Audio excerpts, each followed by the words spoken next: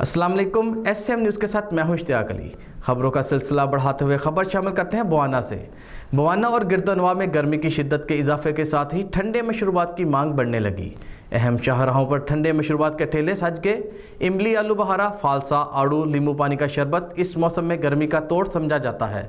इसी हवाले से मज़ीद तफसीलात जानते हैं अपने नुमाइंदे मोहम्मद अफजल रोमाना से। जी अफजल, क्या तफसीलात है आपके पास?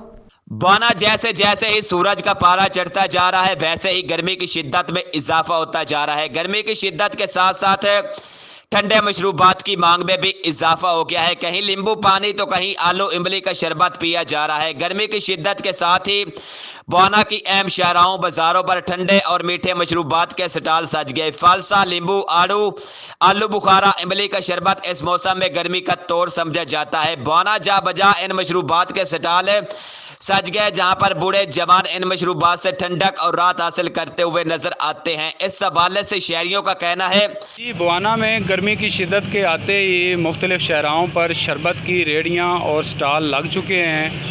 ये इमली, आलू बुखारा और नींबू के शरबत हैं जिससे बच्चे बूढ़े जवान फ़ायदा उठाते नज़र आते हैं। ये शरबत जिगर की गर्मी के लिए और गर्मी का बेहतरीन तोड़ है, लेकिन हिफ़्ज़ान सेहत के मुताबिक रेडियों पर सफाई के इंतज़ामात नाकिस हैं। डॉक्टरों का कहना है कि ये शरबत अगर आप घर में बनाकर इस्तेमाल करें तो लागत भी कम आएगी और सेहत के लिए भी बहुत मुफीद होंगे।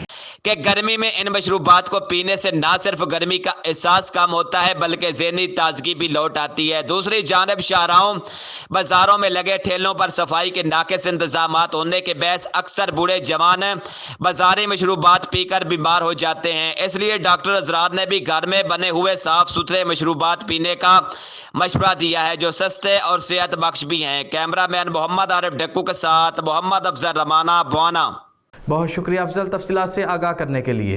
अब तक के लिए इतना ही। मज़ीद खबरों के लिए देखते रहिए SM न्यूज़।